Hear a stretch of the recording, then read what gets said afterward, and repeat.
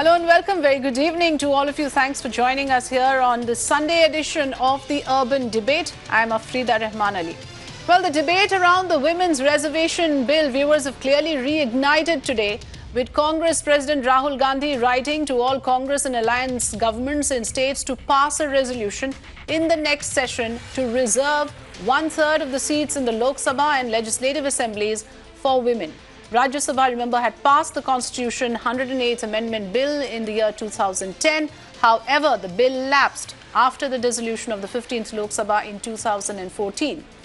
Well, the proponents of the policy of the reservation stated although equality of the sexes is enshrined in the Constitution, it is not a reality today. Therefore, vigorous affirmative action as part of government policy is required to improve the condition of women. That's what we're going to talk about today, with an empowered panel, all-women panel joining us. Remember, some opponents argue that the bill in the way it is being proposed at this point is not in the interest of women, because they also argue that at this point that there are several reasons why this particular bill in its current form cannot be passed. It will narrow their outlook but lead to perpetuation of unequal status, because they would be seen as not competing on merit. The legislative assemblies of Odisha and Andhra Pradesh have already taken a lead and passed a resolution calling on the central government to enact the women's reservation. There has been a tremendous amount of posturing and propaganda on the issue of women's reservation bill. But is Rahul Gandhi's appeal now yet another attempt to raise the issue at the opportune moment only to capitalize on it politically? Or is there real intent? That's what we are going to discuss. Joining me on Urban Debate, Anila Singh, spokesperson of the BJP, Amiben Yagnik, spokesperson of the Congress Party, Barkha Dutt, senior journalist, Brinda Adige, women's rights activist, and also I'm hoping we will be joined by Karuna Nandi, lawyer of the Supreme Court, in just a short while. Very good evening to all of you. Thanks for joining us here on the Urban Debate. My first question goes to you, Anila Singh. Now, here we are, at a time like this, talking about the Women's Reservation Bill. The fact of the matter is the Congress Party has pointed out they did not have the numbers. The BJP cannot get away with the same excuse. You're almost at the fag end of your term. We still don't have the Women's Reservation Bill. What is your excuse? Afridi, I think so. This is one sole issue on which all the political parties are together. This is a very, they have a very misogynist approach towards it. Any political party, I can say for that. Because perhaps, we very well know the reasons behind it. It can be the social structure or the political structure, or n number of reasons are there, but definitely it is the sole one thing on which all political men are together in it.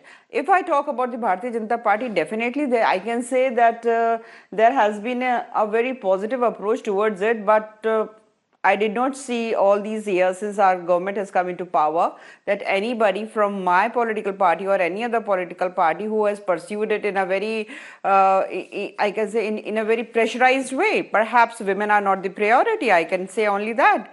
And so are you saying there's a divide among the men and the women in politics on this issue? Are you saying that's the reason why consensus is not being built? Absolutely. Because it's there in your manifesto. Yes, it was there in your manifesto. You promised 33% reservation in parliament and state assemblies. You have failed so far, and you have very little time left, Anila Singh. Agreed. I totally agree with you. It was in our manifesto, and till date, to tell you very frankly, not only as a Bharatiya Janata Party worker, but as a citizen and a women citizen of our country, I feel that Prime Minister Narendra Modi ji is the only Prime Minister who can take decision on this. If I can't use the word else, but I think he is the only one, and still I have not lost hope, and we can really think positively, and we really hope, I do not know that whether it will be placed in the coming winter session or not. But definitely, I think so. Your party is unsure. You still don't know. You can only hope. You are still hopeful, but you cannot say for sure whether your government will succeed in actually implementing something that was promised. So you're saying that it is very likely that you will probably fail in this promise that you made in your manifesto. Okay, let me bring in Amarinder Yagnik, spokesperson of the Congress Party. Afridi, I'm hoping because... all right. Amarinder Yagnik, is this mere political grandstanding or is there real intent? We saw Rahul Gandhi's letter to Captain Amarinder saying now the issue has been conveniently raked up at an opportune moment ahead of the winter session and of course ahead of the 2019 elections. Now, what is the reason that you feel that the Congress Party felt the need to bring up the issue of women's reservation bill at this point in time?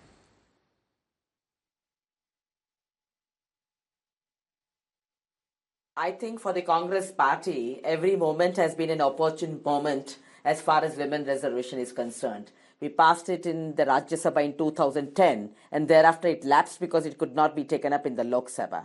Now you see the present dispensation has got a mandate where it talks about all kinds of empowerment. It brings demonetization at a moment without telling anyone, not even its own ministers. So if it wants to implement anything, it has the political will.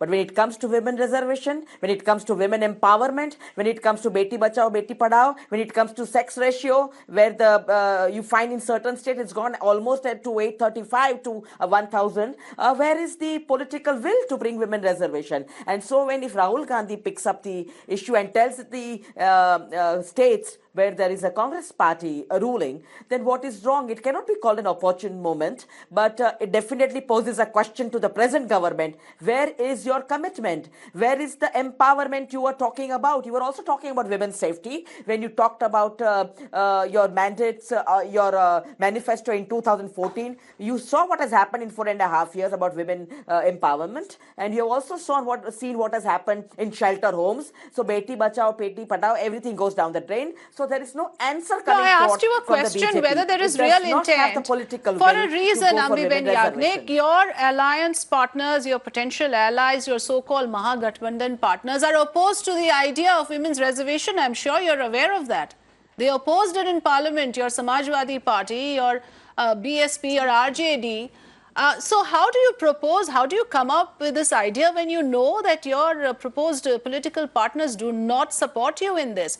Therefore, the question to you was whether you're really serious about taking it further or whether you just want to bring it up, you know, for the moment, and then like it always happens, it fizzles out. I would allow you to come back on this point, but let me bring in my other panelists as well. Barkha, I want to understand from you, you know, at this point, like I said, there have been a lot of posturing and, you know, there's been perception building around the issue from every party. I mean, Naveen Patnaik, Sharad Pawar, Stalin, they've all come out with emphatic statements, and so has Rahul Gandhi once again now. But, you know, when we move beyond the rhetoric, it was introduced in 1996. We are so many years down the line now. We still don't have the women's reservation bill passed. Where exactly did we go wrong? You know, the women's reservation bill has been a story for as long as I've been in journalism, and that's been more than 20 years now. It was one of the first stories I reported, and I remember interviewing Sharad Yadav, and he famously turned around. I had short hair even then, and he said, "Ye jo mudda hai, ye sirf parkati mahilaएं उठाती हैं." In other words, women with short hair, you women with short hair, you're the ones who are obsessed with this issue. Now, this is one of those particular issues. Yeah, exactly. It was bizarre, and you know, it was used as a way to dismiss the issue as elitist, and it is anything but.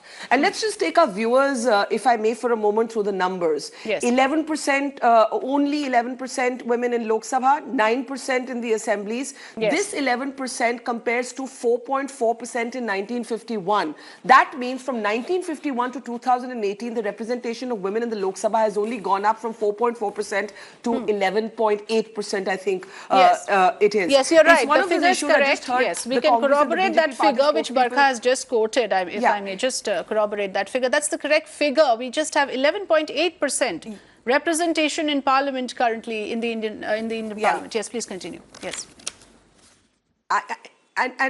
And just to complete my point, it's one of those issues where both the Congress and the BJP say they agree, but neither party actually moves to do anything about it. While the Congress was in power, yes, the Rajya Sabha managed to clear it, but it was the Congress's own allies, as you just pointed out, Mulayam Singh Yadav, Lalu Prasad Yadav, Mayawati, even the Trinamool Congress, if I remember correctly, abstained. Yes, they abstained from voting. And all of these other and Mulayam Singh Yadav and Lalu Prasad Yadav wanted a quota within a quota. So the point is, one, how is the Congress going to get its allies on board? Two, how is it going to get a figure like Sharad Yadav to change his mind about Parkati Mahilas? He's an ally of theirs today, of this being an elitist issue. And three, Rahul Gandhi's composition of the CWC had only 7 women. And if you took away the 4 special invitees, only 3 women in a body of 23 women. If the Congress and the BJP are serious about affirmative action for women, why not start with making their own key leadership boards,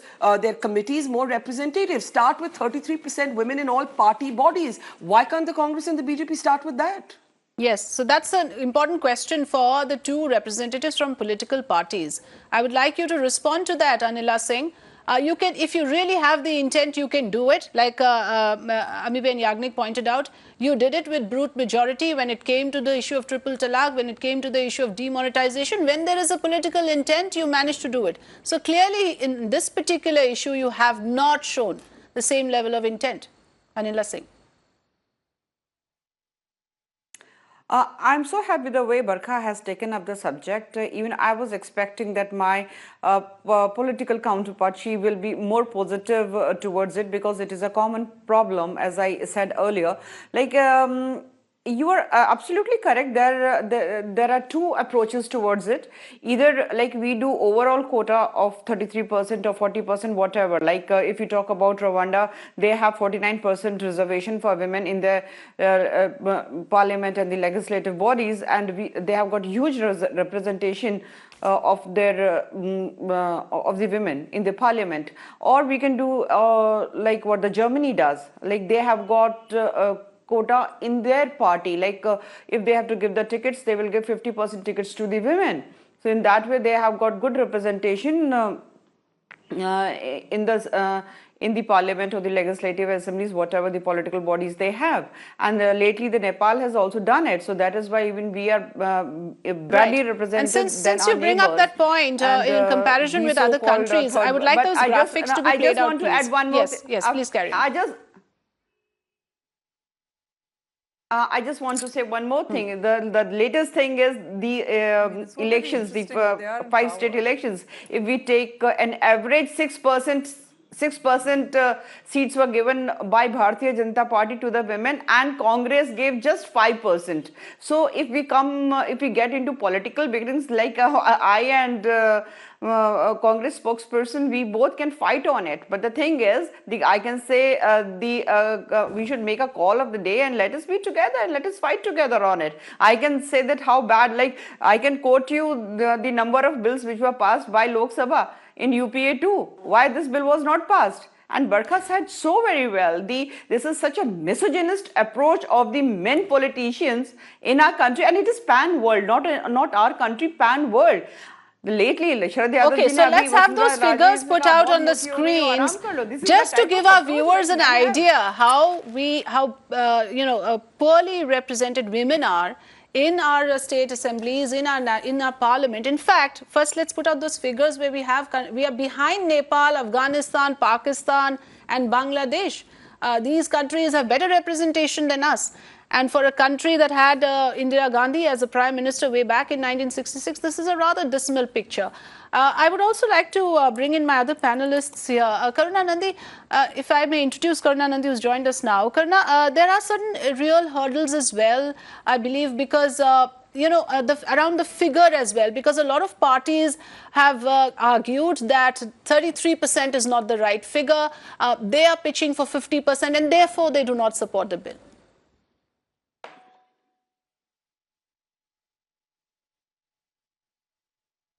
You can say that they support the 33% and that they want amendments to the bill. I think that's still support for the proposition. One thing that struck me while the figures were being quoted was that 11% is the representation of women in the Lok Sabha. But if you hear the percentage of women that were given tickets, it's 5 and 6%, right?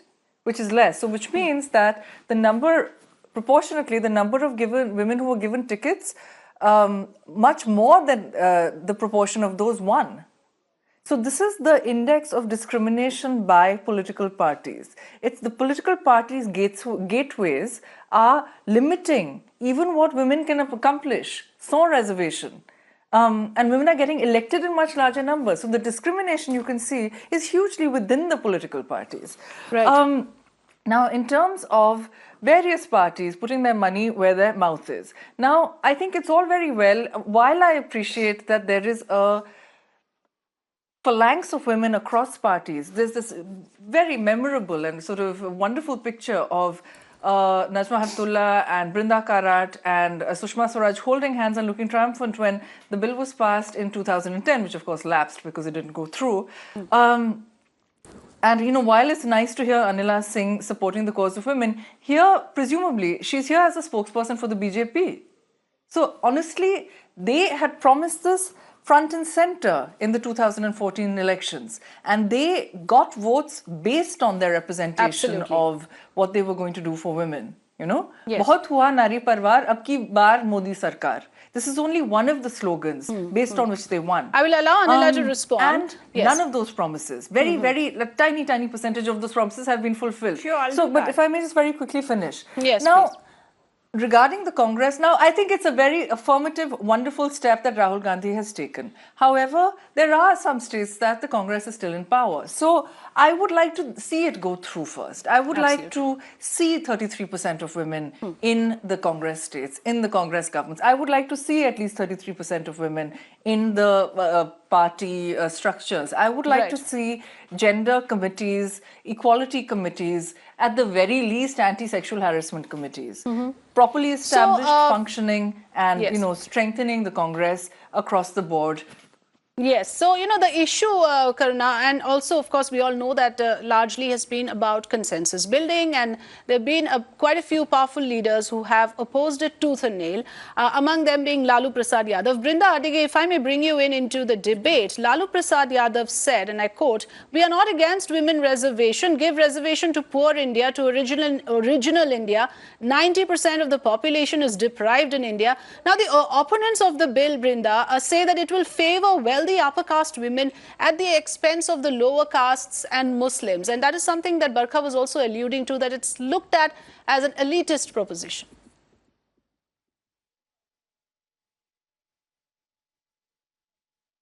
Well, I think these are just excuses, and there is not a single party that can be excused of sitting on that high horse. Like Karuna and Barkha both mentioned, their own parties do not have any of the working committees that are headed by women. These parties also do not field women. Now, that apart, what Lalu Prasad said was just to shun this whole bill so that it doesn't come up over there. And just now when we are talking of Rahul Gandhi asking for 33%, and that is why he's pushing it, we are clear that if you look at the panchayats, you gave the same 33%, and today panchayats have over 65% of women.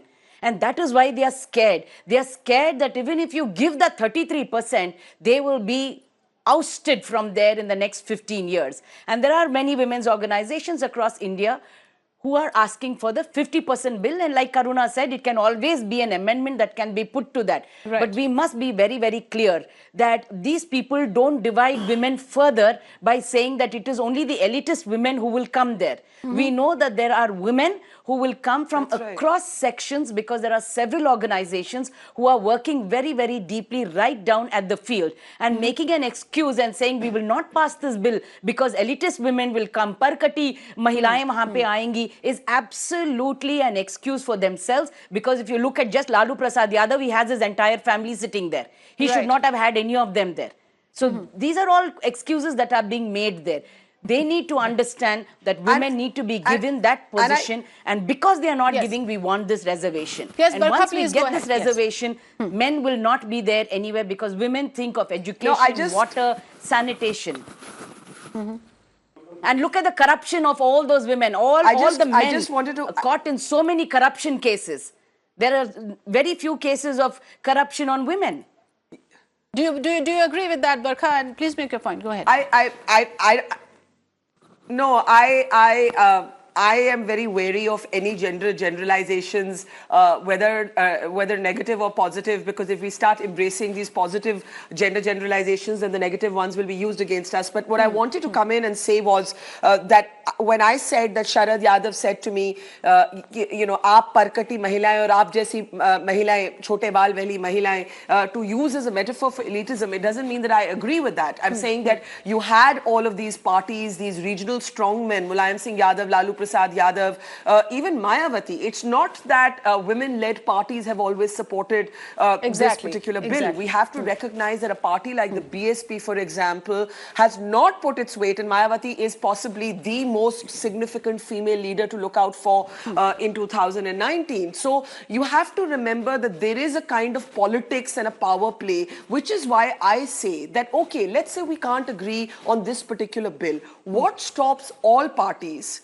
from mandatorily having to have more diverse representations? If not 33%, let's start with 20%, let's start with 15%. What stops all parties from being forced to give tickets, 33% of their tickets? I would prefer personally for women not to fight in reserved seats. Right. The women who have a high success ratio right now, which Karuna was mentioning, they fight in general seats and they do well. And I think the whole idea is to be given an opportunity to contest elections. And lastly, what stops the Modi government from issuing an ordinance?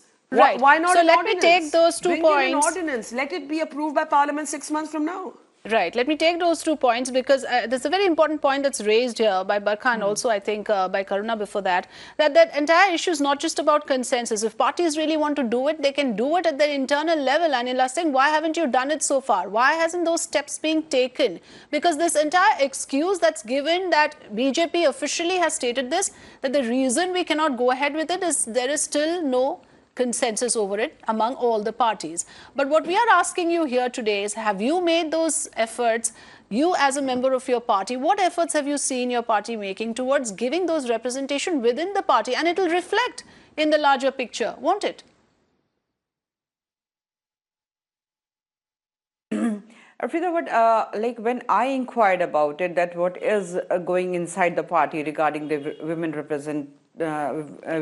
reservation bill, I was told that a serious brainstorming is on, and definitely the party is very serious about it, that women representation should be there, and until unless we get some sort of quota, it will be very difficult, because like when we got our constitution, constitution gave us the gender parity, equality, but see, like not only the politics, pick up any field, women are so poorly represented.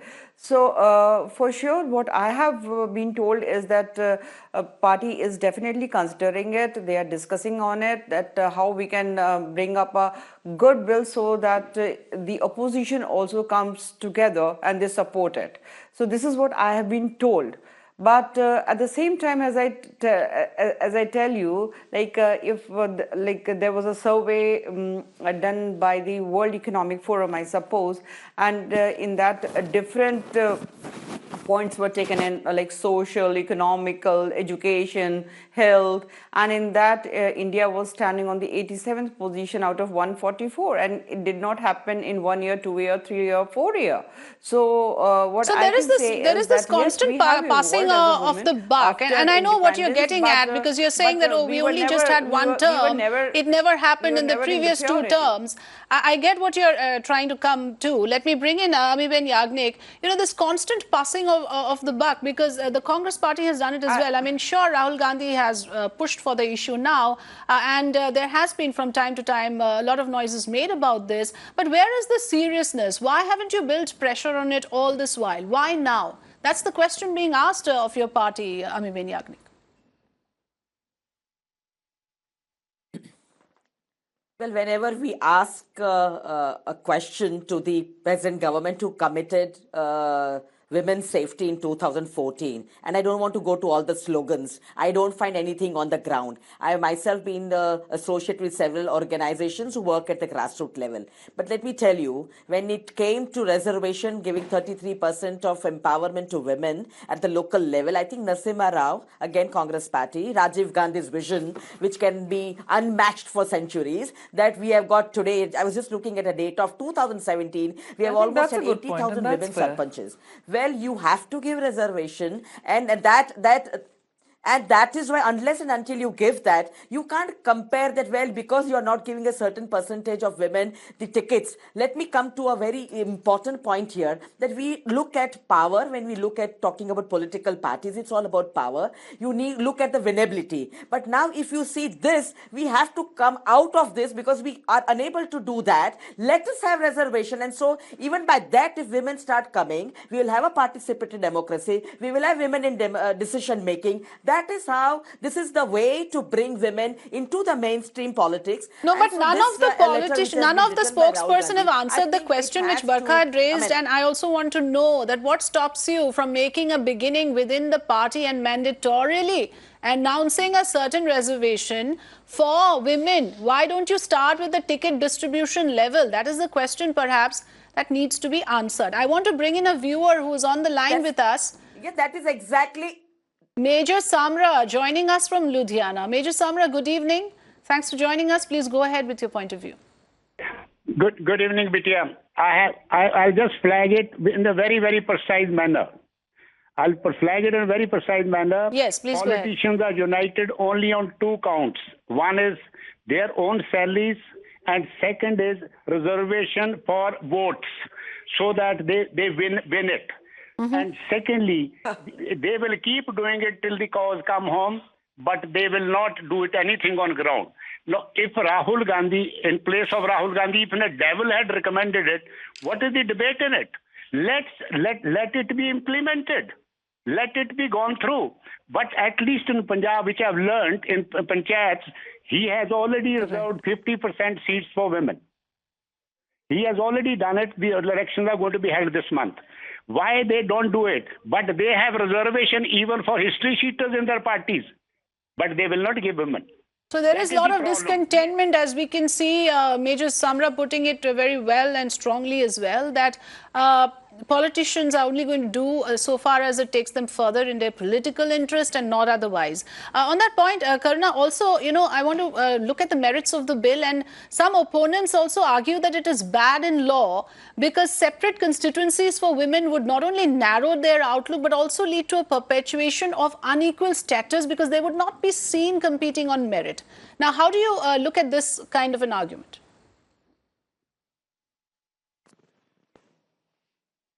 I think that's sort of sliding out of it, and I think it's an excuse because there is research done by a professor in Stanford called Rikhil Bhavnani. I think he was in Stanford at the time, rather.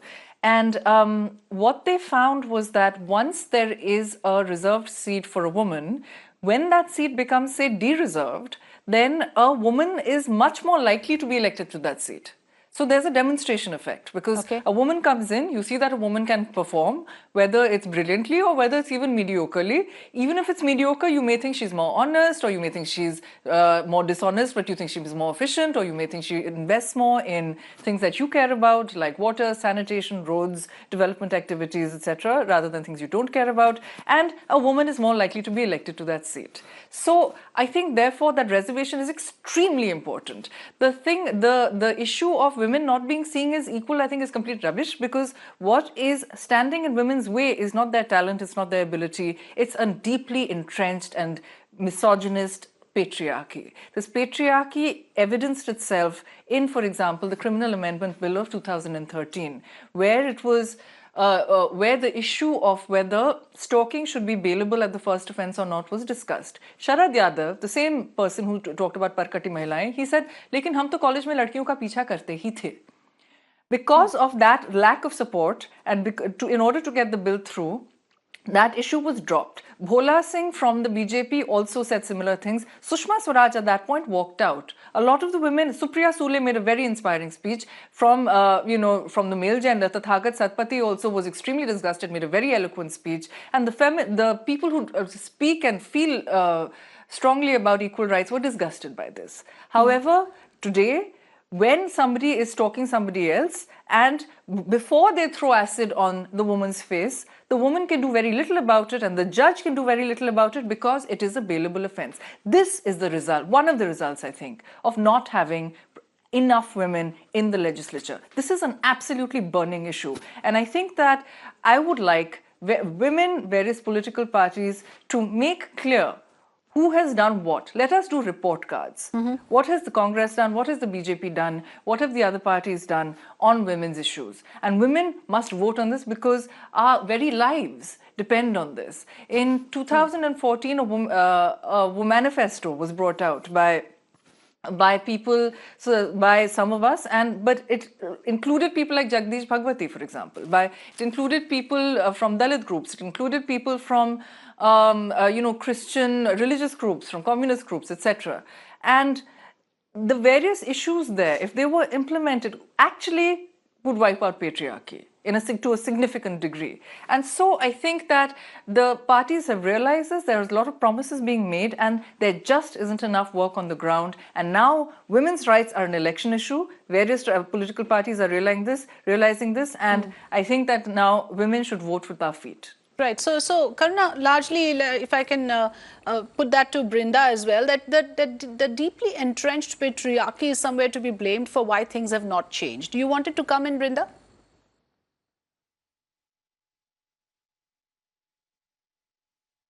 Absolutely. This deep entrenched patriarchy does come in the way of women. And like we have been talking about, the own parties refuse to give leadership positions to women.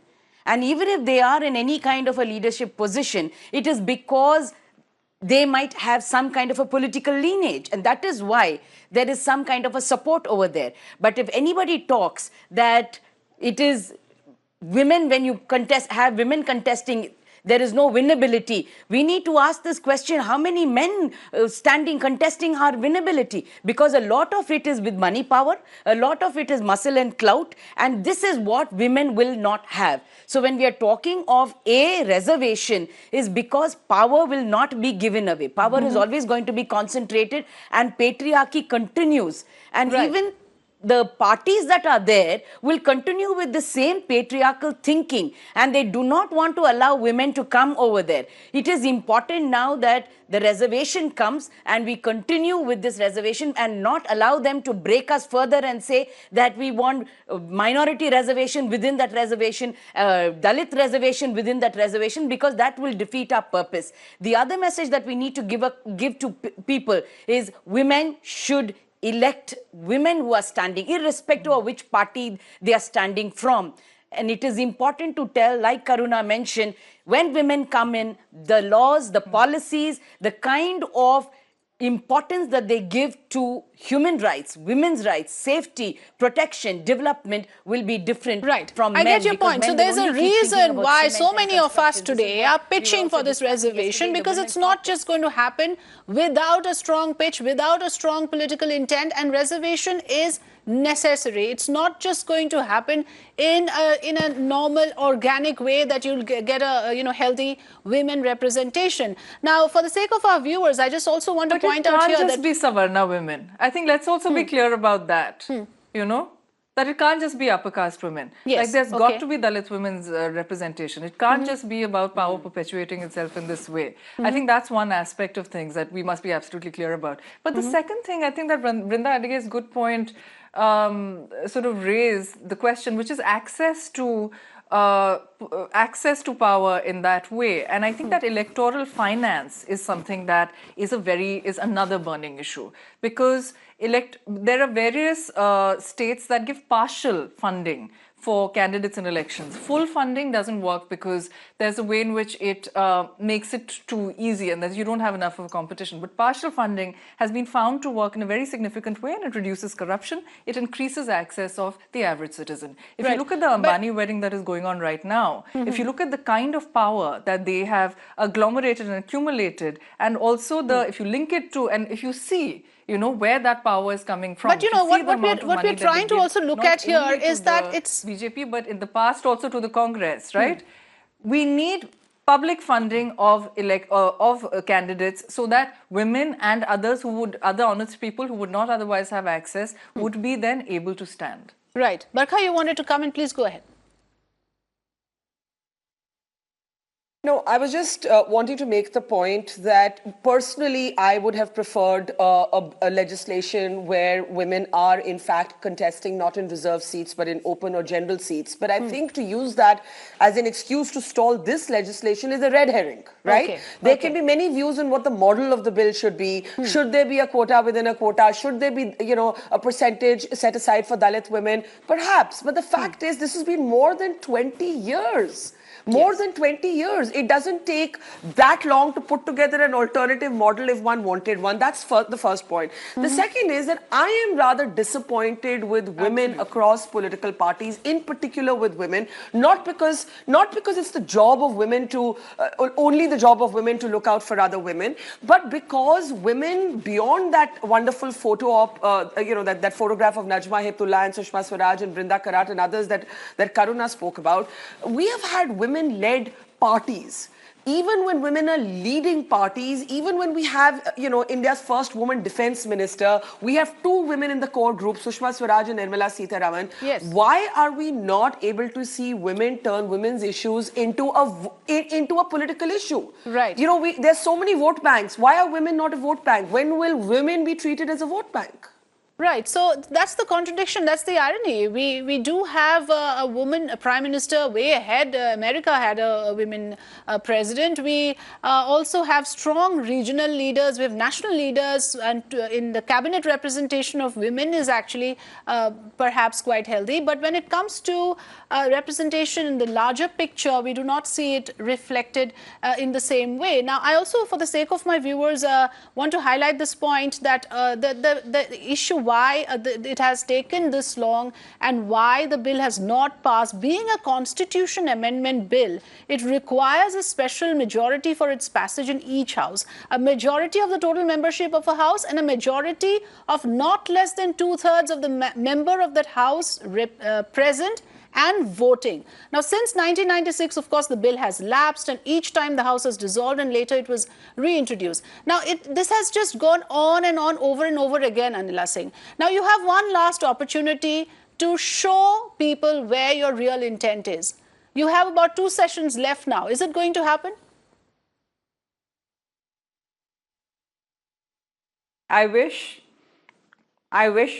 I can say that only because as I told you earlier, I have been told that party is brainstorming on it, and if party is brainstorming on it, and definitely they have intention to go ahead with the women reservation bill.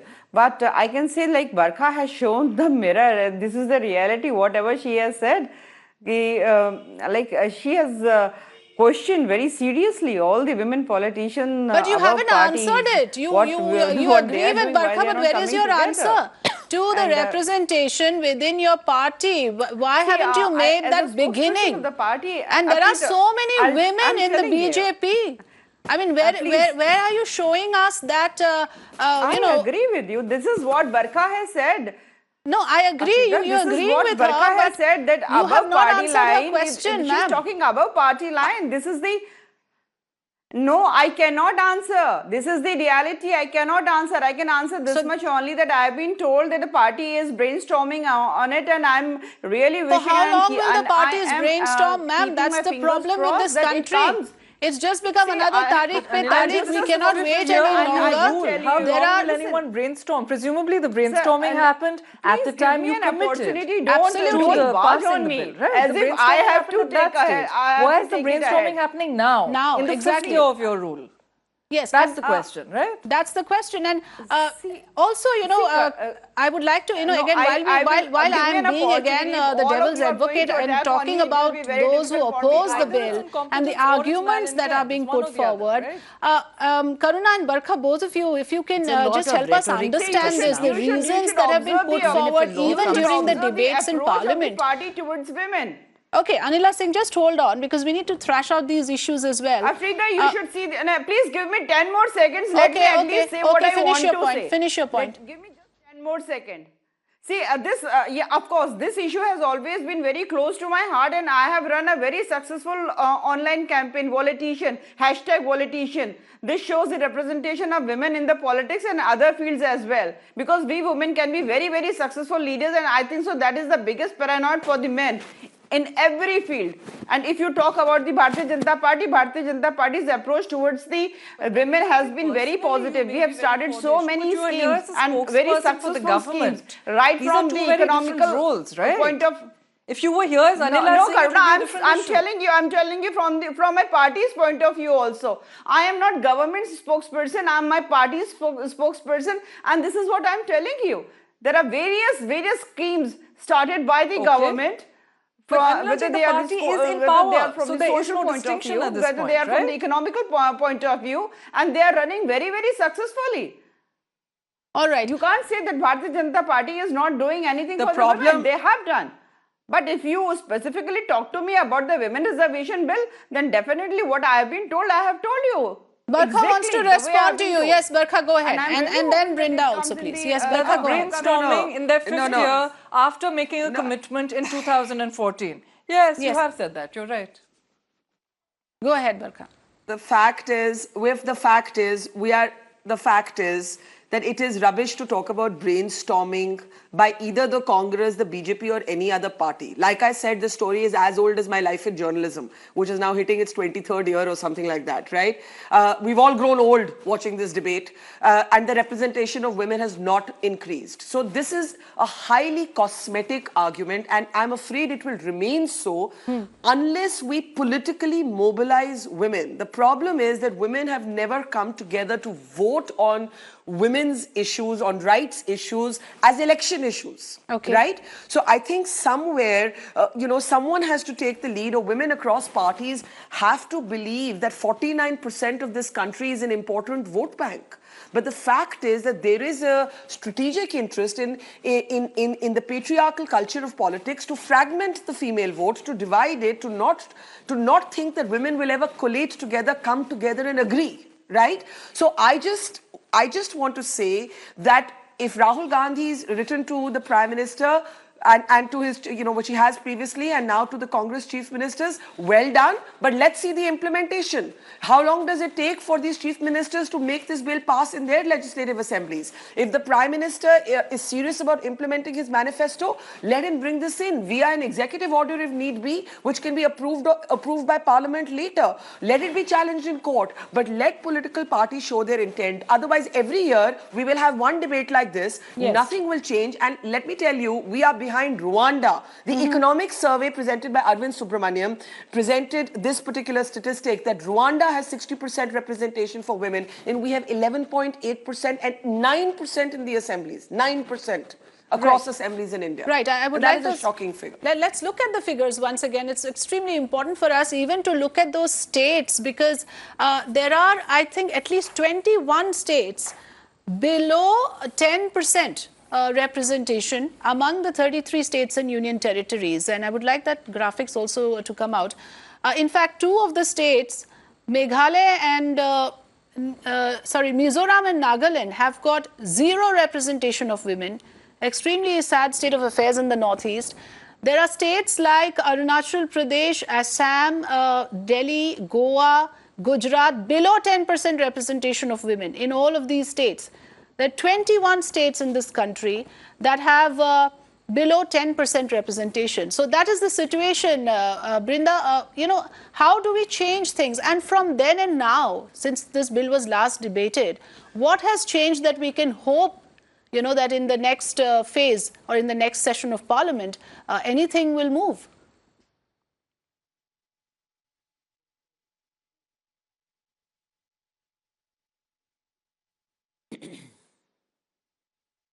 Yeah, Karuna, would you like to take that question?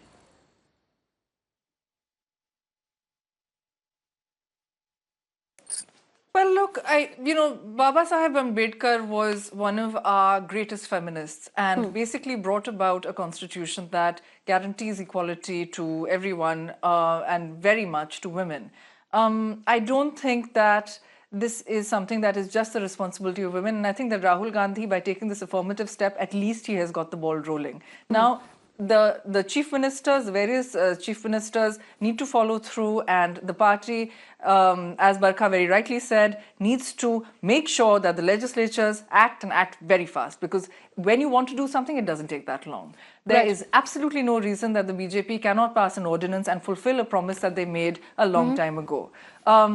Failing that, women just need to stand up, because this is not just some abstract issue. This is something that affects our bodily integrity. It affects whether the person who is threatening to throw acid on us can be put behind bars or not. It affects, various concrete day-to-day aspects of our lives. And I think this is the thing to realize, and this is the thing to vote on. Right. I would like to just, take final comments now. I have very little time. Because after all, these are constitutional rights that governments are failing to fulfill. Right. And with our votes, we can go towards fulfilling our own constitutional rights. All right. Amiben Yagnik, is that going to happen anytime soon?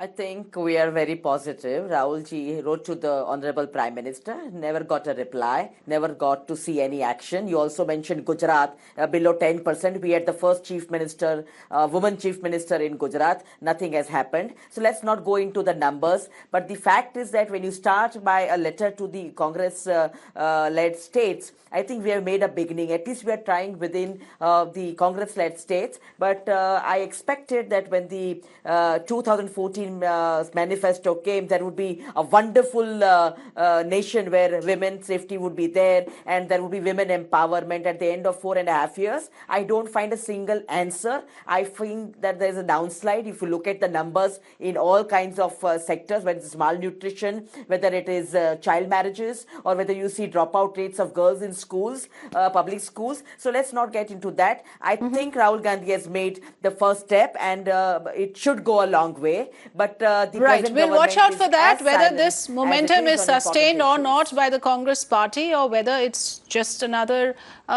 positioning and posturing before the elections. Let's just take closing comments from everyone now. Yes, Anila Singh, very quickly.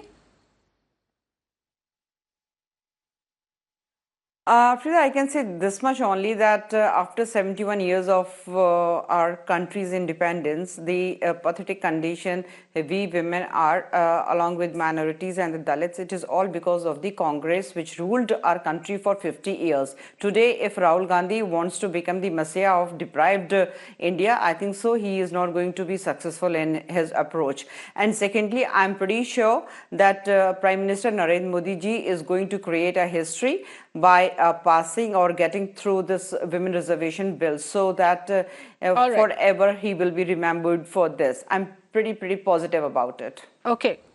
Brinda Adige, please.